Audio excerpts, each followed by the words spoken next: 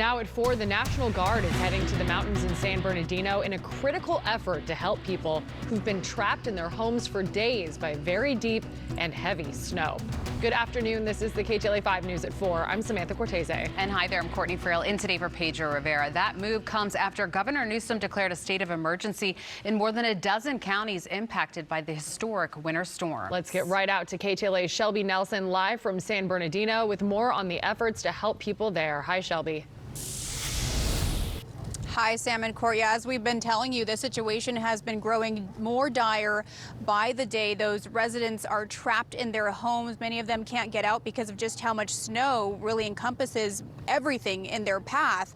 And then we're also hearing that a lot of them are just running out of food, resources, medication. I mean, the list goes on. Now, I'll step out so you can see the line of cars that we've been showing you these past few days. There's lots of people still waiting to get up the mountain. And at last check, this might not even open today. These people are holding out hope that they'll be let up, but right now CHP tells me as of right now they likely will not open at 5 o'clock like they have been in the past few days.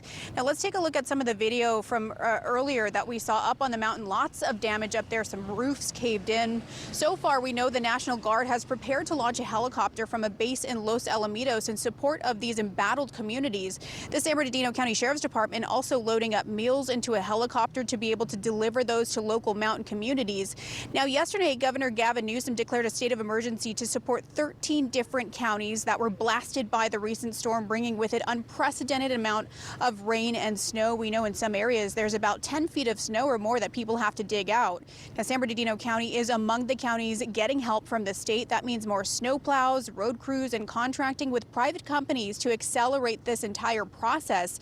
San Bernardino County Fire says they are getting more calls than normal up here. It's slower moving because they're getting around via snowcat.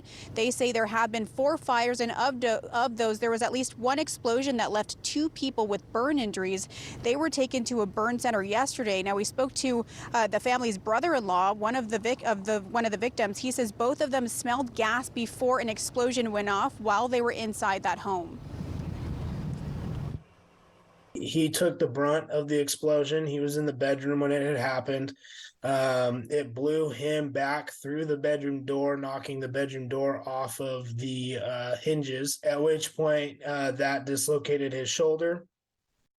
And he was yelling to Ari to get out of the house, but she was stuck underneath the ceiling. And I called my brother-in-law, Mike. I called him, and he's the only one that answered in the middle of being treated by paramedics. And the first words out of his mouth, he said, you know, we're alive, but we're hurt. And many residents have reported smelling gas up here. We saw SoCal Gas heading up the mountain. The cause of those fires are still under investigation, but we also reached out to SoCal Gas, still have not received a response. One woman we talked to who smelled gas during our interview yesterday, today she updated us saying gas workers went up there to her home, found a major leak, and her kids luckily got to safety and are okay. Now back out here live again, this is just a very critical situation that these residents are finding themselves in. We are still talking to many other people, and we're going to continue to follow this story throughout the day. We also have images that couple, the burn victims, the person that we spoke with, he sent us some images. We'll show you in the next hour or so, and you'll hear more from him as well. That's the very latest here in San Bernardino. I'm Shelby Nelson, KTLA 5 News. Shelby, thank you. Cleanup continues after last night's powerful winds brought down dozens of trees. Some people are worried even more will fall. KTLA's Corinne Winter has more from south of the boulevard.